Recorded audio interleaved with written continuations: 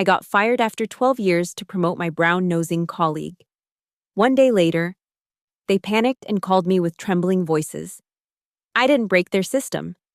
I simply designed it so it couldn't be controlled by people who didn't understand how it worked, and they didn't understand. The day I left the company, they thought I was weak and replaceable. But the next day, they were begging me to come back.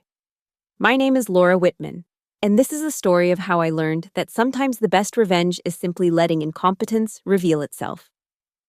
The fluorescent lights in conference room B had always flickered intermittently, casting an unsteady glow across the polished mahogany table where my career at Cobalt Arc Systems was about to end. I'd noticed that flicker for 12 years, through countless project meetings, budget reviews, and strategic planning sessions. It seemed fitting that it would be the last thing I'd remember about this place. Aaron Blake, our new vice president of operations, sat across from me with the kind of rehearsed composure that comes from delivering bad news professionally. Beside him, Jennifer Martinez.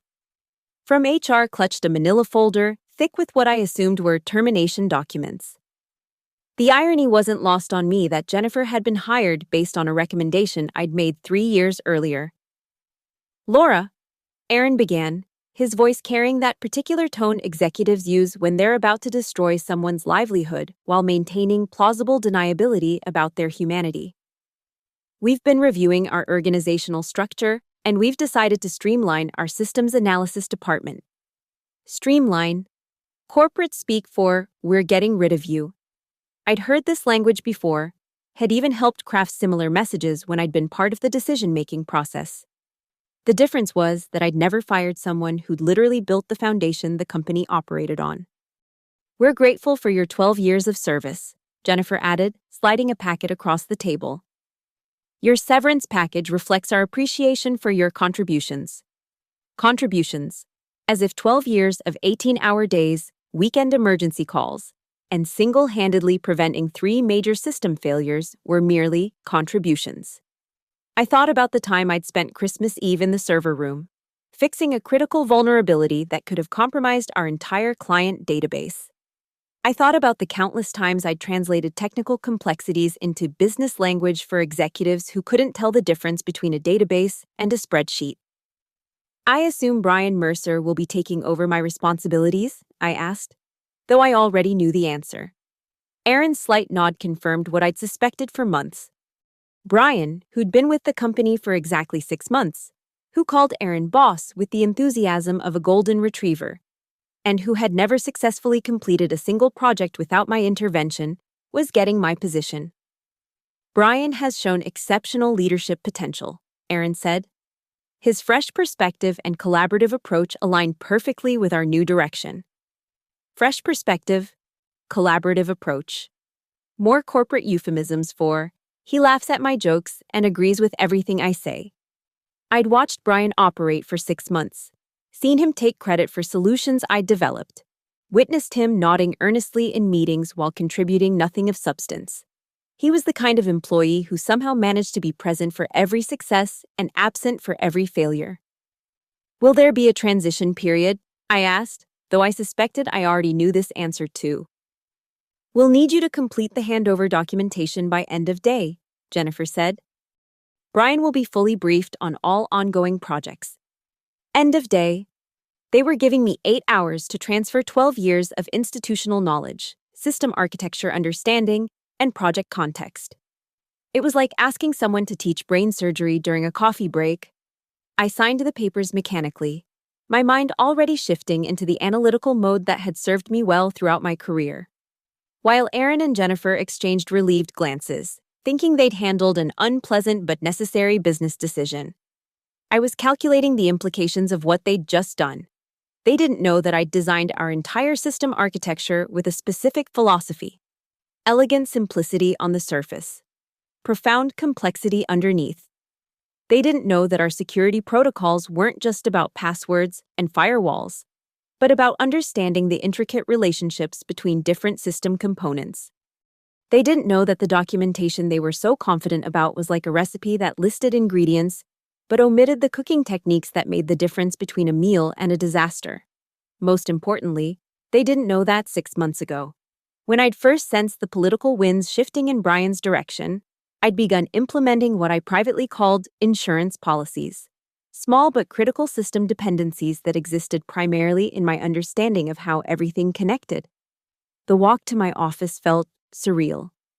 12 years of accumulated professional life reduced to the contents of a cardboard box, a coffee mug from our 2019 company retreat, a small succulent plant that had somehow survived the hostile environment of cubicle life, and a framed photo of my sister's wedding where I'd been matron of honor.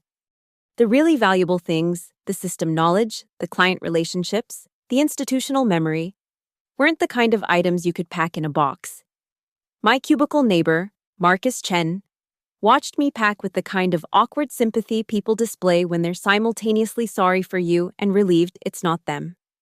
Marcus was a good programmer, competent and reliable, but he'd never shown the initiative to understand how his work fit into the larger ecosystem. Like most of my colleagues, he knew his piece of the puzzle intimately, but had never stepped back to see the whole picture. "This is crazy," Marcus whispered, glancing around to make sure Aaron wasn't within earshot. "You basically built this place." "Companies aren't built by individuals," I replied, though we both knew that was corporate mythology. "They're built by teams." It was the kind of diplomatically correct response that would get back to Aaron and wouldn't burn bridges unnecessarily. But as I said it, I was thinking about all the times I'd been the only person in the building at 2 a.m. troubleshooting system failures that could have cost the company millions in downtime and client confidence. Brian appeared at my cubicle just as I was sealing the box. He wore the expression of someone trying to project confidence while managing barely concealed anxiety.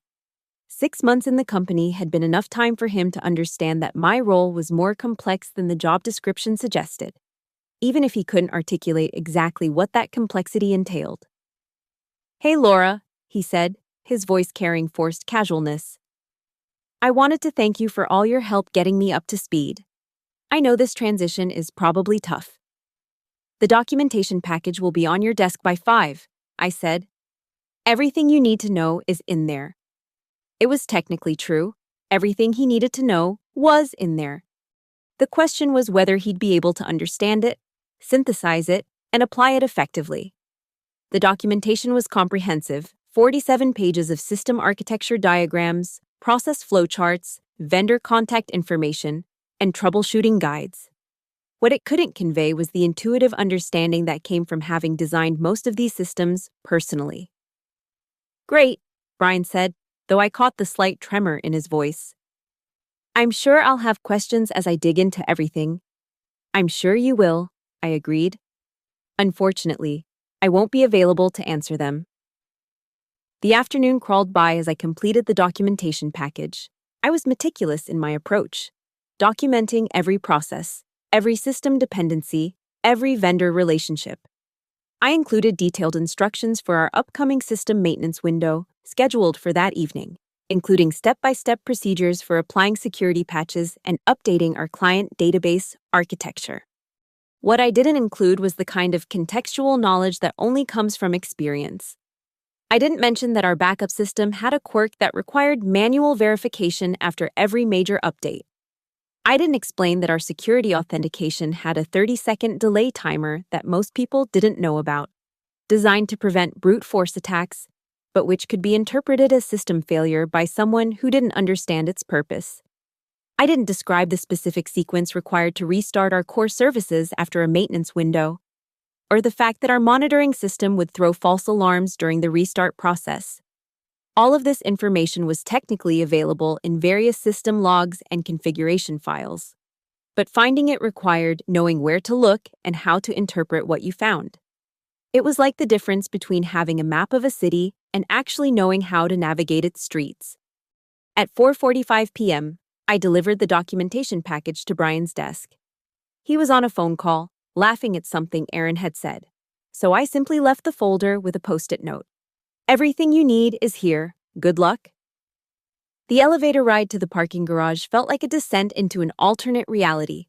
12 years of professional identity, stripped away in a single afternoon. I thought about calling my sister, or maybe driving to the wine bar where my college roommate worked. But instead, I found myself sitting in my car in the parking garage, staring at the concrete wall and processing what had just happened. My phone buzzed with a text from Marcus. System maintenance starts in 3 hours. Brian's asking everyone to stay late to help. You dodged a bullet. I almost laughed. Marcus had no idea how right he was, though not in the way he intended. I drove home slowly, taking the scenic route through downtown Austin. The city was alive with Friday evening energy.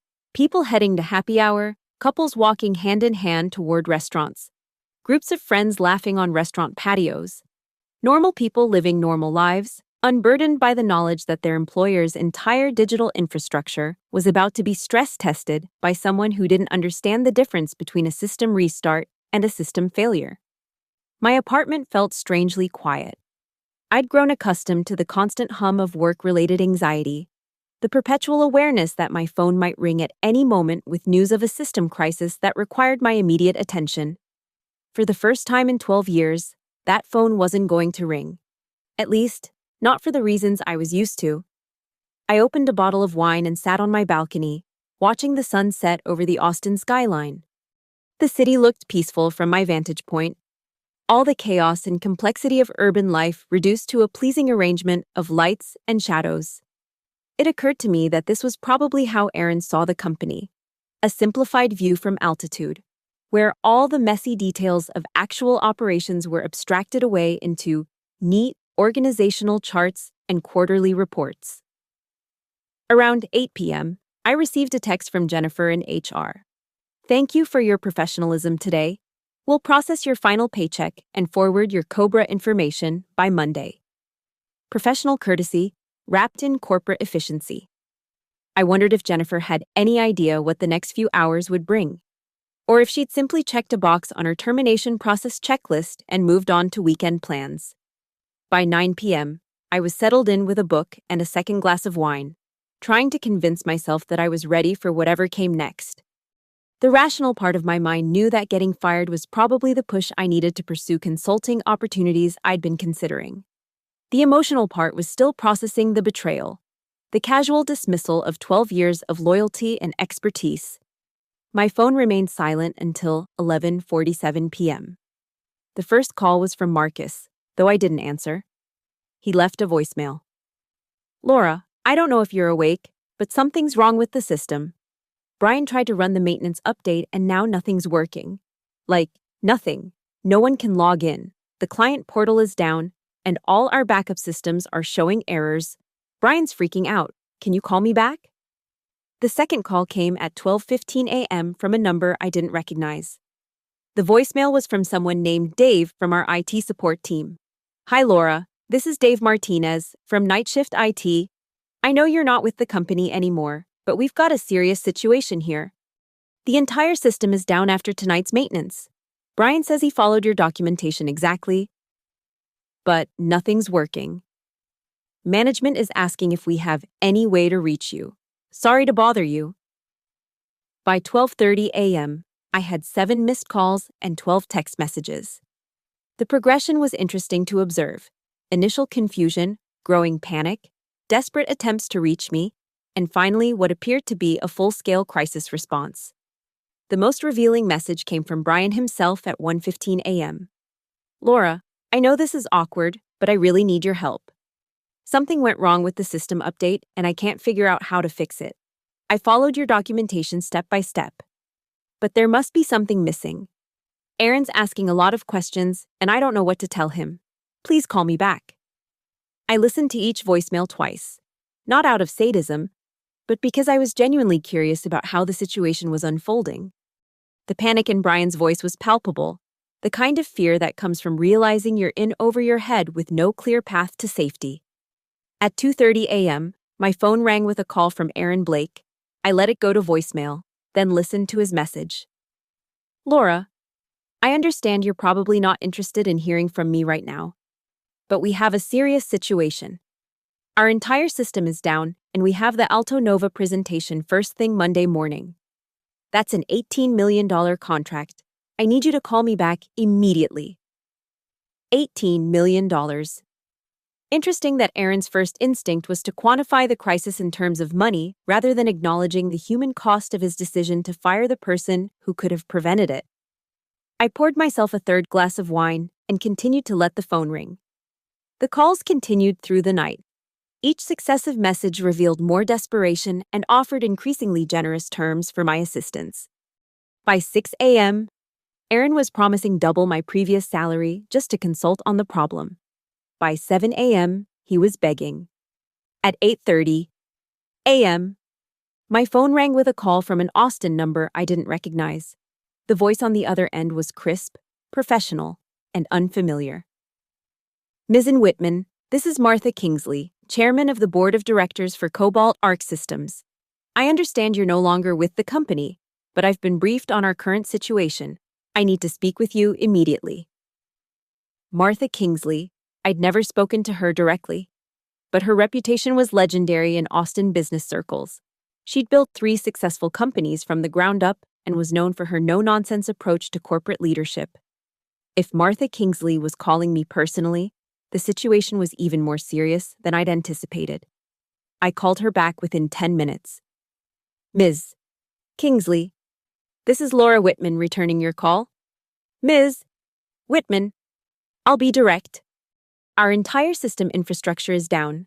We have critical client meetings starting in 2 hours that we cannot postpone. I'm told you designed our core systems and that you're the only person who understands how to resolve this situation. I need you here immediately. I was terminated yesterday, I said. I'm no longer employed by Cobalt Arc Systems. I'm aware of the circumstances of your departure, Martha said, her voice carrying an edge that suggested Aaron's days were numbered. I'm prepared to offer you a consulting contract at 3 times your previous salary to resolve this crisis. Will you accept? 3 times my previous salary.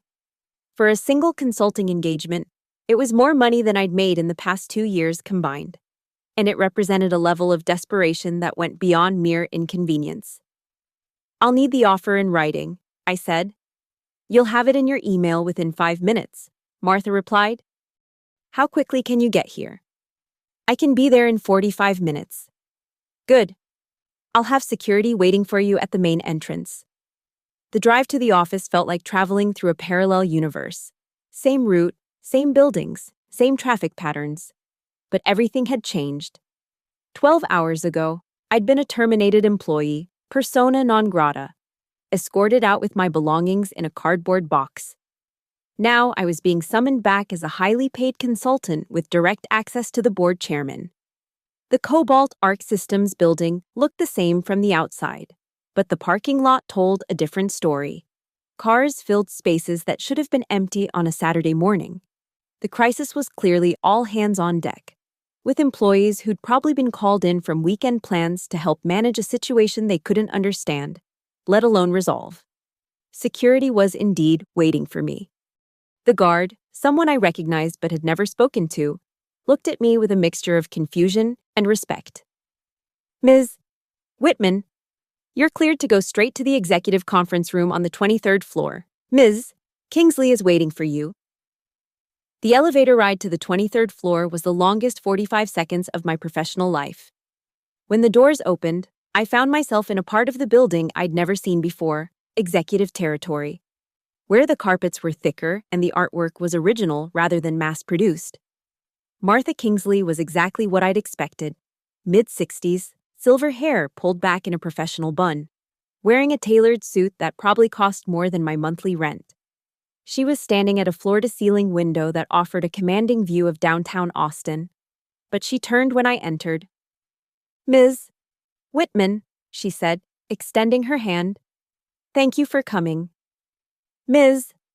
Kingsley, I replied, shaking her hand and noting the firm grip that suggested she'd earned her reputation through direct action rather than inherited authority.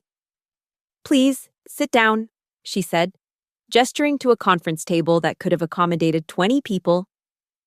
I need to understand exactly what we're dealing with. I took a seat, noticing that someone had already prepared coffee and pastries. The attention to detail suggested this wasn't just a crisis meeting. It was a negotiation. Where would you like me to start? I asked. Start with why our system is completely non-functional less than 24 hours after you left the company.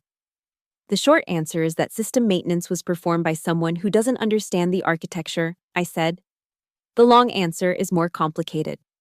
Martha leaned forward. I have time for the long answer. Your system isn't just a collection of software programs, I began.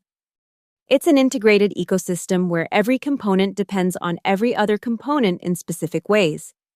The documentation I left explains what each piece does, but it doesn't explain how they interact under stress, or what happens when things go wrong. And things went wrong last night. Things went wrong because the person performing the maintenance didn't understand the difference between following instructions and understanding systems, I said. It's like the difference between reading a recipe and understanding cooking.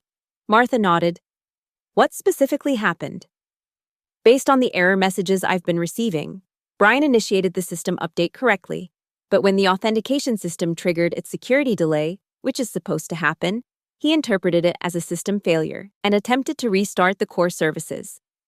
That created a cascade effect where each system tried to restart while other systems were still coming online, which confused the load balancing protocols and crashed the entire network. Can you fix it? Yes, I said. But I need to understand something first. Yesterday, your company decided I was expendable.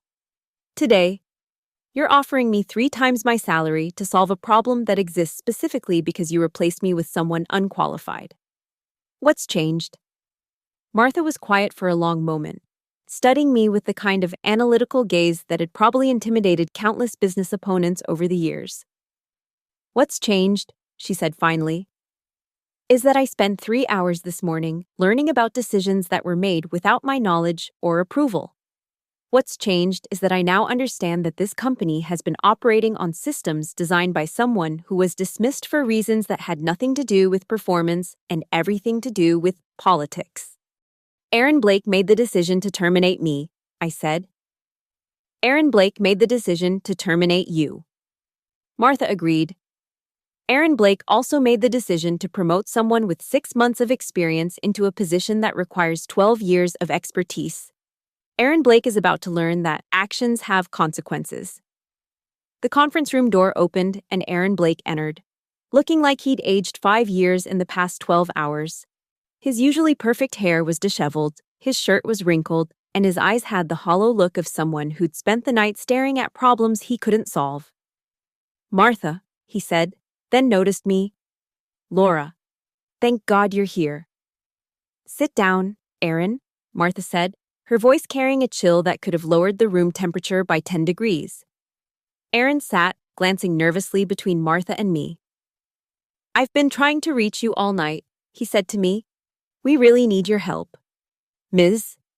Whitman is here as a consultant, Martha said. She's being paid 3 times her previous salary to resolve a crisis that could have been prevented with competent leadership. Aaron's face went pale. Martha, I can explain. You can explain after our systems are operational and our clients are satisfied. Martha interrupted. Right now, I need Ms.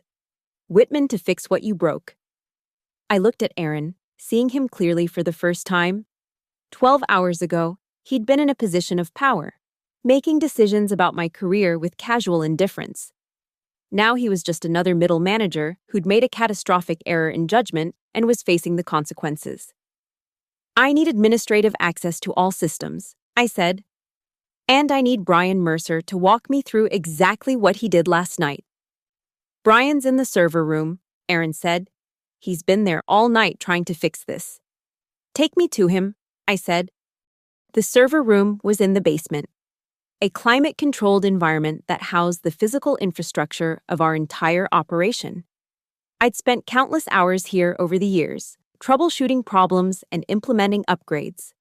It felt familiar in a way that the executive conference room never could. Brian was sitting at the main terminal, surrounded by empty coffee cups and looking like he'd been through a natural disaster. When he saw me, his expression shifted from relief to embarrassment to something approaching panic. Laura, he said, standing up quickly. I'm so glad you're here. I don't know what went wrong. Show me exactly what you did, I said, sitting down at the terminal. For the next 30 minutes, Brian walked me through his actions from the previous night. He'd followed the documentation precisely, but had made exactly the errors I'd anticipated.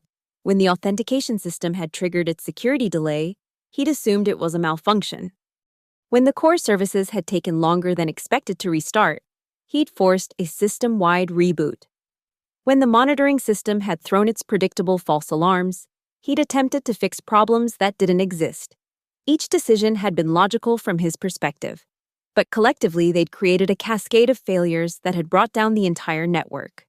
The good news, I said after reviewing the system logs, is that no data was lost. The bad news is that every system component is now out of sync with every other component, which means I have to restart everything in a specific sequence. How long will that take? Aaron asked. If everything goes perfectly, about 2 hours, I said. If there are complications, it could take longer. The Alto Nova presentation is in 90 minutes, Aaron said. Then you'd better hope everything goes perfectly, I replied. I began the restoration process, working through the complex sequence of steps required to bring each system component back online without creating new conflicts. It was like conducting an orchestra where every instrument had to start playing at exactly the right moment, with no room for error. Brian watched over my shoulder, occasionally asking questions that demonstrated just how little he understood about the systems he'd been put in charge of.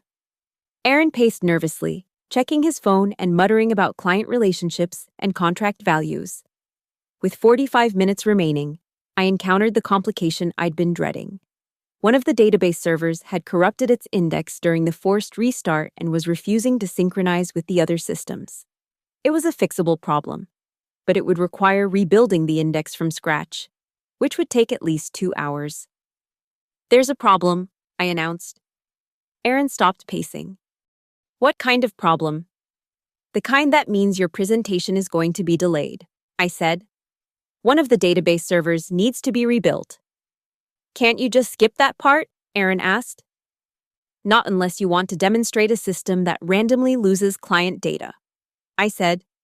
But there is an alternative. What alternative? Martha asked. She'd been standing quietly in the corner, observing the process with the kind of focused attention that suggested she was learning more about her company's operations than she'd known before. I can restore the system to a backup state from before the maintenance window, I said. Everything will work perfectly, but you'll lose the security updates that Brian was trying to install. How long? Martha asked. 20 minutes, I said. Do it, Martha said. Aaron started to object, but Martha cut him off with a look that could have stopped traffic. The restoration process went smoothly. Within 20 minutes, all systems were operational. All client data was intact, and the Alto Nova presentation could proceed as scheduled. The security updates could be installed properly at a later date by someone who understood the process. That's it, I said, logging out of the terminal. Everything's back to normal. Aaron looked like he'd aged another 5 years in the past 2 hours. Laura, I don't know how to thank you. You can start by never firing someone who's essential to your operations without understanding what they do, I said. Martha stepped forward. Ms. Whitman, I'd like to discuss a more permanent arrangement. Would you be available to meet with me privately? I'm available, I said. Aaron, Martha said, I need you to handle the Alto Nova presentation. We'll discuss your performance review later. Aaron nodded and left the server room, moving like a man walking to his own execution. Martha waited until he was gone before speaking again. Ms. Whitman, I've learned more about this company's operations in the past 4 hours than I knew in the previous 2 years. That's a failure of leadership, and I take responsibility for it. What are you proposing? I asked. I'm proposing that you become our Chief Technology Officer, Martha said. You'd report directly to me. You'd have complete authority over all technical operations, and you'd be paid accordingly. And Aaron. Aaron will be transitioning to a different role, Martha said diplomatically. His skills are better suited to client relations than operations management. It was corporate speak for Aaron's about to be demoted, but delivered with the kind of professional courtesy that allowed everyone to save face. I'll need some time to consider the offer, I said. Of course, Martha said. Take all the time you need. The drive home was surreal in a completely different way than the drive to the office had been. In the span of 18 hours, I'd gone from terminated employee to highly paid consultant to potential C-suite executive. The Austin skyline looked exactly the same, but my relationship to it had changed completely. I spent the weekend considering Martha's offer. Chief Technology Officer was a significant step up from my previous role, with corresponding increases in responsibility, authority, and compensation. It would mean managing a team, attending board meetings, and being involved in strategic planning at the highest levels of the company. It would also mean working closely with Brian, who would presumably remain in some capacity, and dealing with Aaron, who would be operating under the cloud of his recent failure but would still be employed by the company. On Monday morning, I called Martha and accepted the position. My first day as CTO was unlike anything I'd experienced in my previous 12 years at the company. Instead of a cubicle, I had a corner office with windows that offered a view of downtown Austin. Instead of being excluded from strategic planning meetings, I was leading them. Instead of translating technical complexities for executives who didn't understand them, I was making executive decisions about technical priorities. The first item on my agenda was implementing a comprehensive review of our technical operations, including an analysis of system vulnerabilities, staffing requirements, and process improvements. The second item was establishing clear protocols for system maintenance and updates, with mandatory training for anyone who would be involved in the process. The third item was having a conversation with Brian about his future with the company. Brian, I said, calling him into my office. We need to discuss what happened Friday night. Brian looked uncomfortable, which was appropriate given the circumstances. I know I made mistakes, he said. I should have called you before trying to fix things. The mistakes you made weren't about calling me, I said. They were about accepting a position you weren't qualified for and then attempting to perform tasks you didn't understand. I was just trying to follow the documentation, Brian said. Following documentation isn't the same as understanding systems, I said. And understanding systems isn't something you can learn in 6 months. What are you saying? Brian asked. I'm saying that you have 2 choices, I said. You can return to your previous role as a junior systems analyst with appropriate training and mentorship, or you can look for opportunities elsewhere. What about my promotion? Brian asked. Your promotion was based on a fundamental misunderstanding of what this position requires, I said. You can't manage systems you don't understand, and you can't lead a team when you don't have the expertise to guide them. Brian was quiet for a long moment. I'll take the demotion, he said finally. It's not a demotion, I said. It's a return to a role that matches your current skill level. If you work hard and learn the systems properly, there will be opportunities for advancement in the future. And if I don't, then you'll continue to work as a junior systems analyst until you decide to pursue opportunities elsewhere, I said. Brian nodded and left my office. I felt no satisfaction in the conversation, but I also felt no regret. Companies succeed when people work in roles that match their capabilities. They fail when politics and personalities override competence and experience. My second week as CTO included a meeting with Aaron to discuss his new role as Director of Client Relations. The conversation was awkward but professional. Aaron was clearly still processing his dramatic fall from grace, but he was also a competent manager who could add value in the right position. I want to apologize, Aaron said during our meeting. I made a serious error in judgment when I let you go. You made several errors in judgment, I said. But the important thing is that we learn from them and move forward.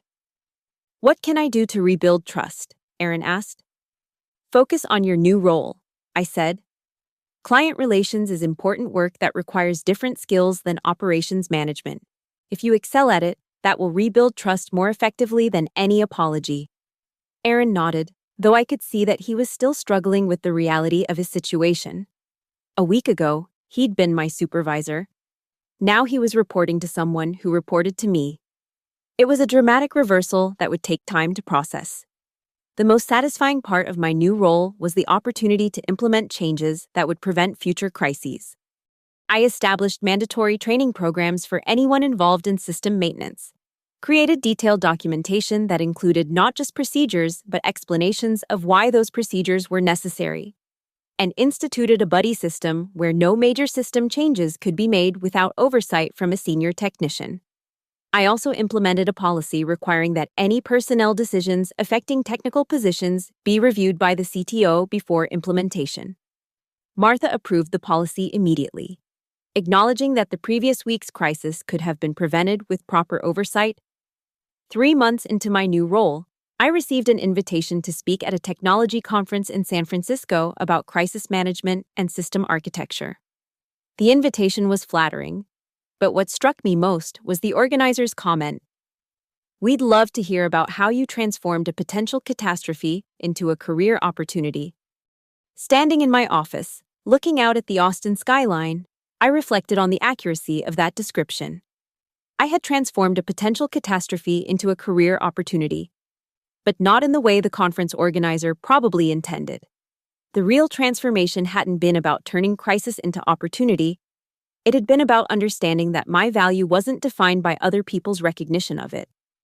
For 12 years, I'd allowed my worth to be determined by supervisors who didn't understand what I did, colleagues who took credit for my work, and a corporate culture that valued politics over performance. The crisis had forced everyone to confront the reality of what I actually contributed to the company. It had revealed the gap between perception and reality, between what people thought was important and what actually mattered. But more importantly, it had forced me to confront my own understanding of my worth. I'd spent 12 years being essential while being treated as expendable. I'd solved problems that saved the company millions of dollars while being excluded from conversations about the company's direction. I'd built systems that kept the entire operation running while being dismissed as a team player rather than recognized as a leader. The firing had been painful, but it had also been clarifying. It had shown me that my value wasn't dependent on other people's appreciation of it. My skills were valuable because they were rare and necessary, not because someone had validated them with a promotion or a raise. The phone call from Martha Kingsley had been gratifying, but it hadn't changed my fundamental worth. It had simply aligned external recognition with existing reality. 6 months later, I was invited to join the board of directors. The invitation came with a significant equity stake and the opportunity to help guide the company's strategic direction. It was a level of influence and authority that I'd never imagined possible when I'd been packing my belongings into a cardboard box. But the most meaningful change wasn't in my title or compensation, it was in the company culture. We'd implemented policies that ensured technical expertise was properly valued and that personnel decisions were made based on competence rather than politics. We'd created career development paths that allowed people to advance based on their skills rather than their ability to navigate office dynamics. Most importantly, we'd established a culture where asking questions was encouraged and admitting ignorance was seen as the first step toward learning, rather than a sign of weakness. The conference presentation went well. I talked about the importance of understanding systems rather than just following procedures, about the difference between management and leadership, and about the value of building organizations that can survive the loss of any individual contributor. During the Q&A session, someone asked about the personal impact of the experience. How did it feel to be fired and then hired back at a higher level? They asked. It felt like justice, I said. But not the kind of justice that comes from revenge or vindication. The kind that comes from alignment between value and recognition. The audience laughed, but I was serious. The experience had taught me that the best revenge isn't about making other people suffer for their mistakes. It's about creating systems and cultures that make those mistakes impossible to repeat. A year after my firing, Brian had developed into a competent systems analyst under proper mentorship. Aaron had found his niche in client relations and was excelling at work that matched his skills. Martha had transformed the company's culture in ways that extended far beyond the technical department. And I had learned that sometimes the most important career development happens when you're forced to confront the gap between how you're valued and how valuable you actually are. The flickering fluorescent light in conference room B had been replaced with LED fixtures that provided steady, reliable illumination. It was a small change, but it represented something larger: the difference between accepting dysfunction and fixing it. Standing in that same conference room a year later, leading a strategic planning meeting rather than being terminated, I realized that the real victory wasn't in the career advancement or the financial compensation. It was in the understanding that my worth had never been dependent on other people's recognition of it. The system had always been there, waiting for someone to understand it properly. I just had to learn to stop allowing other people to define its value. The meeting I was leading that day was about expanding our client base in the telecommunications sector. Around the table sat the same executives who had watched silently as Aaron fired me 12 months earlier. The difference was that now they were asking my opinion on strategic decisions rather than watching me be escorted out with a cardboard box. "Laura," Martha said, addressing me from across the table, "what's your assessment of the technical infrastructure requirements for the Meridian Communications contract?" It was a $40 million opportunity that would require significant system upgrades and staff expansion. A year ago, I would have been excluded from this conversation entirely. Today, my recommendation would determine whether the company pursued the contract. The technical requirements are ambitious but manageable. I said, "We'd need to expand our server capacity by 60% and hire 3 additional senior developers. The bigger challenge is the timeline. They want implementation within 4 months." "Is that realistic?" asked David Chen, our VP of Sales. "It's realistic with proper planning and resource allocation," I said, "but it would require dedicating our best people to the project and postponing some less critical initiatives." "What's your recommendation?" Martha asked. "Pursue it," I said. "The revenue justifies the investment, and successfully completing a project of this scale would position us for similar opportunities with other major telecommunications companies." Martha nodded. "David, schedule a follow-up meeting with Meridian for next week. Laura, I'll need a detailed implementation plan by Friday." As the meeting concluded, I reflected on how profoundly the dynamics had shifted.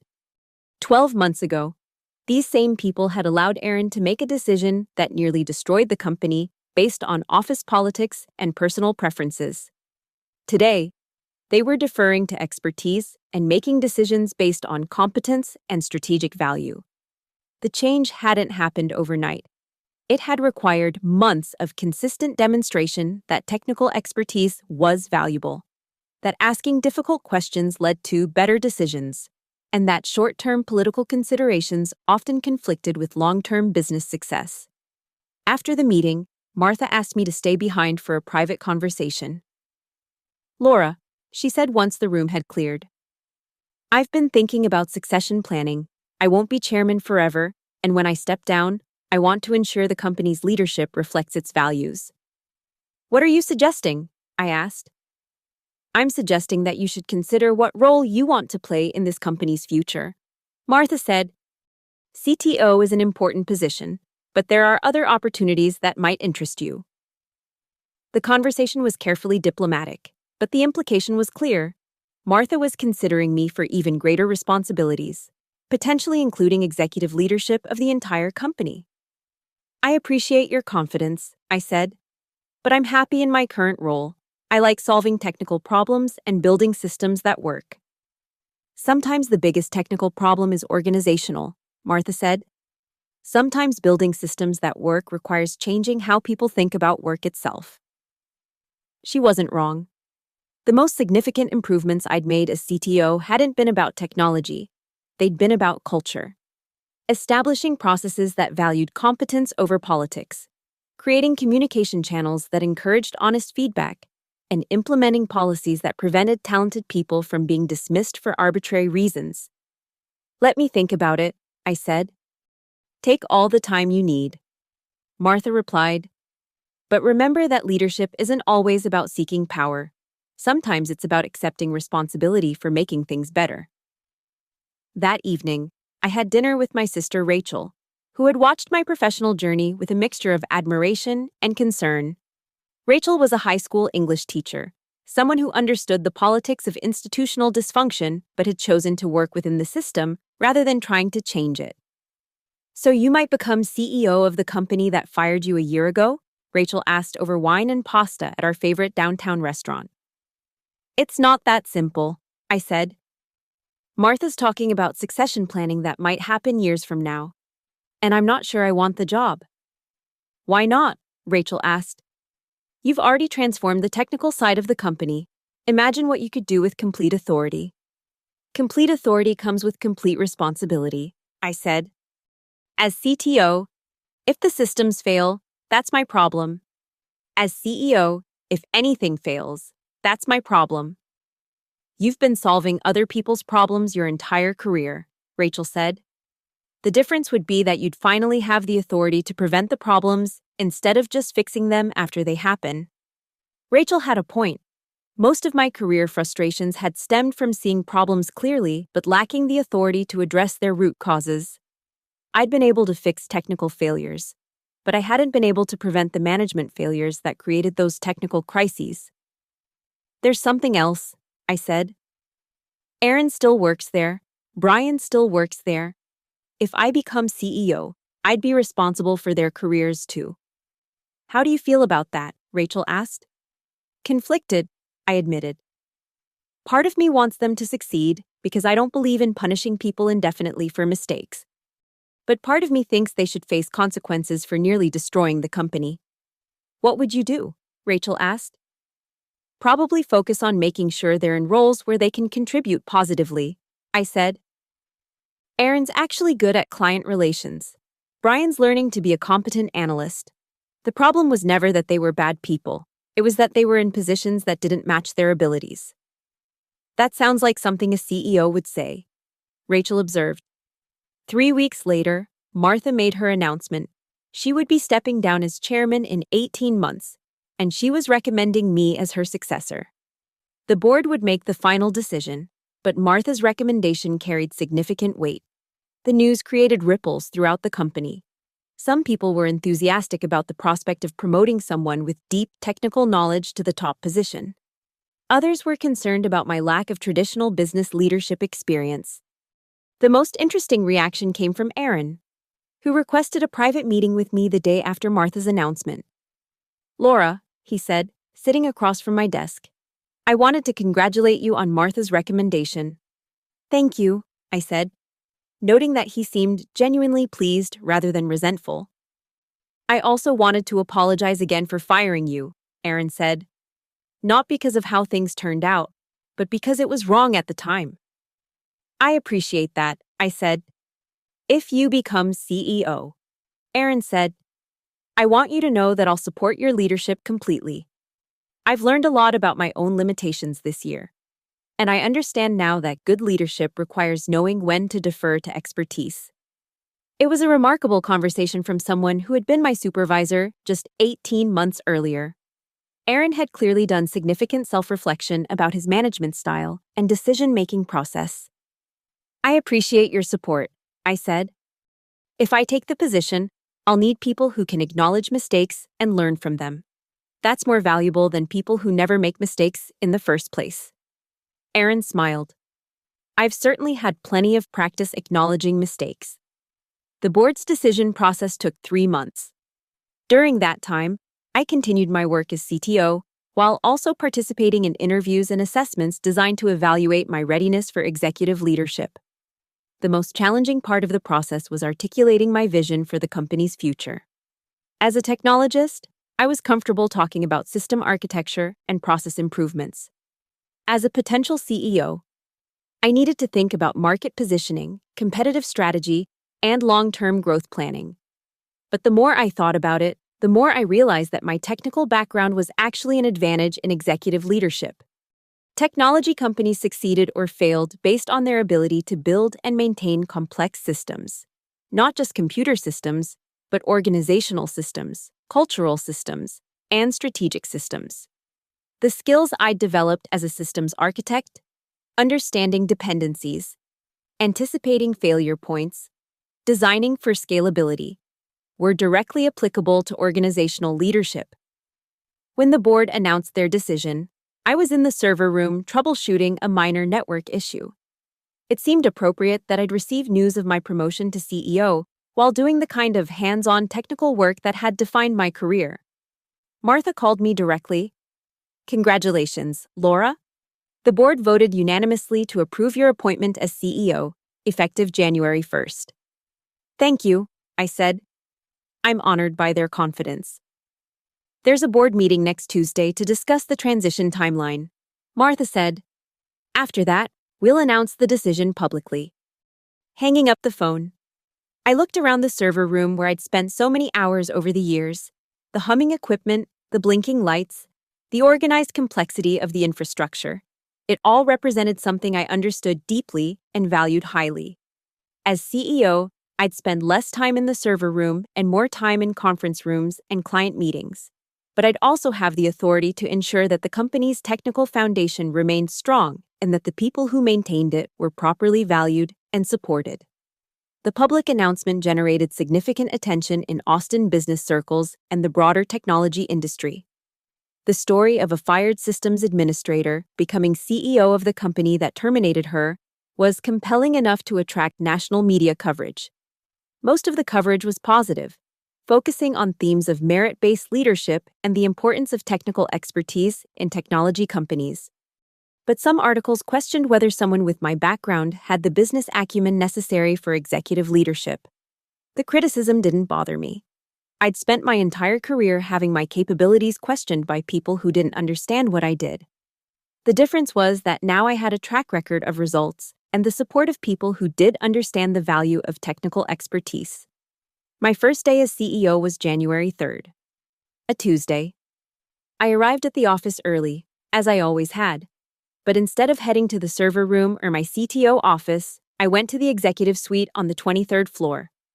The CEO office was larger than any workspace I'd ever occupied, with floor-to-ceiling windows offering a panoramic view of Austin's skyline.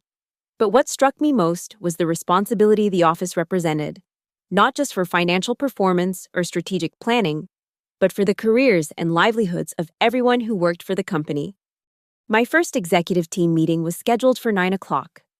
Around the table sat the people who would help me lead the company: David Chen from Sales, Jennifer Martinez from HR, Frank Rodriguez from Finance, and Aaron Blake from Client Relations. 2 years earlier, this group had watched silently as Aaron fired me. Today, Aaron was one of my direct reports, and the others were looking to me for leadership and strategic direction. "Good morning," I said, opening the meeting. "I want to start by acknowledging that this is an unusual situation. 18 months ago, some of you were involved in a decision to terminate my employment. Today, you're reporting to me as CEO. I want to address that directly." The room was quiet, everyone waiting to see how I would handle the obvious tension. "I'm not interested in relitigating past decisions or assigning blame for what happened," I continued. "What I'm interested in is building a company culture where decisions are made based on competence, where expertise is valued over politics, and where people are encouraged to speak honestly about problems instead of hiding them." I looked around the table, making eye contact with each person. "That means I need each of you to tell me when you think I'm making mistakes, just as I'll tell you when I think you're making mistakes. It means we'll make decisions based on evidence and analysis rather than personal preferences or office dynamics. And it means we'll create an environment where talented people want to work and can do their best work." Aaron spoke first. "Laura, I think I speak for everyone when I say we're committed to that vision. We've all learned from what happened, and we understand the importance of making decisions based on merit rather than politics." "I appreciate that," I said. "But I need more than commitment. I need specific actions." "Jennifer, I want you to review our performance evaluation processes to ensure they're measuring actual contributions rather than subjective impressions." "David, I need an analysis of which client relationships are driven by personal connections versus service quality." "Frank, I want budget allocations that reflect strategic priorities rather than departmental politics." The meeting continued for 2 hours, establishing clear expectations and accountability measures for each department. It was the kind of systematic, evidence-based approach I'd always used for technical problems. applied to organizational challenges. Over the following months, the company's performance improved significantly. We successfully completed the Meridian Communications project ahead of schedule and under budget, leading to additional contracts with other major telecommunications companies. Our employee satisfaction scores reached the highest levels in company history. Our client retention rate improved from 82% to 96%. More importantly, we built a reputation as a company that valued competence and integrity, attracting talented people who had been frustrated by political environments at other organizations. 6 months into my tenure as CEO, I received a call from a headhunter representing a Fortune 500 company looking for a new chief technology officer. The position offered significantly higher compensation and the opportunity to work with cutting-edge technology on a global scale. "It's an incredible opportunity," the headhunter said. "The kind of role that could define your career." "I appreciate the call," I said, "but I'm not interested." "Can I ask why?" the headhunter said. "This is exactly the kind of progression most CTOs dream about." "Because I'm not most CTOs," I said. "I'm exactly where I want to be, doing exactly what I want to do." After hanging up, I realized the truth of that statement. 2 years earlier, I would have been flattered by such an offer and might have seriously considered it. But I'd learned that career advancement wasn't about constantly seeking the next opportunity. It was about finding situations where you could make a meaningful impact and then fully committing to that work. The irony wasn't lost on me that I'd achieved my greatest professional success by staying with the company that had fired me, but it made sense when I thought about it systematically. I understood this organization's strengths and weaknesses better than any outsider could. I had credibility with employees because they'd seen me solve real problems under pressure. And I had the support of a board that had learned to value expertise over conventional qualifications. 1 year after becoming CEO, the company was acquired by a larger technology firm for significantly more than its valuation when I'd been fired. The acquisition was structured to maintain our independence and allow our leadership team to continue operating with minimal interference. As part of the acquisition agreement, I was offered the position of Chief Technology Officer for the parent company, essentially the same role the headhunter had called about, but with even greater scope and compensation. This time, I accepted. But I also negotiated terms that allowed me to maintain oversight of the Austin operation and ensure that the culture we'd built would be preserved. The systems we'd created to value competence over politics, the processes we'd implemented to encourage honest communication, and the policies we'd established to prevent talented people from being dismissed arbitrarily, all of that would continue. Standing in my office on my last day as CEO, looking out at the Austin skyline, I thought about the journey that had brought me to this moment. 2 years earlier, I'd left this building carrying my belongings in a cardboard box, feeling bitter and defeated. Today, I was leaving as the architect of one of the most successful corporate transformations in Austin business history. But the real transformation hadn't been corporate, it had been personal. I'd learned that my value wasn't determined by other people's recognition of it. I'd discovered that the best revenge against injustice wasn't retaliation, but creating systems that made injustice impossible to repeat. Most importantly, I'd understood that expertise without authority was frustrating, but authority without expertise was dangerous. The combination of deep technical knowledge and organizational leadership was rare enough to be genuinely valuable. The acquisition was announced on a Friday morning in November, exactly 2 years after my firing. The press release noted that the Austin operation would continue under existing leadership, with expanded resources and opportunities for growth. That afternoon, I received a text message from Marcus Chen, my former cubicle neighbor. "Congratulations on the acquisition. I never thought I'd see the day when getting fired would turn into a $200 million exit strategy." I laughed, but Marcus had touched on something important.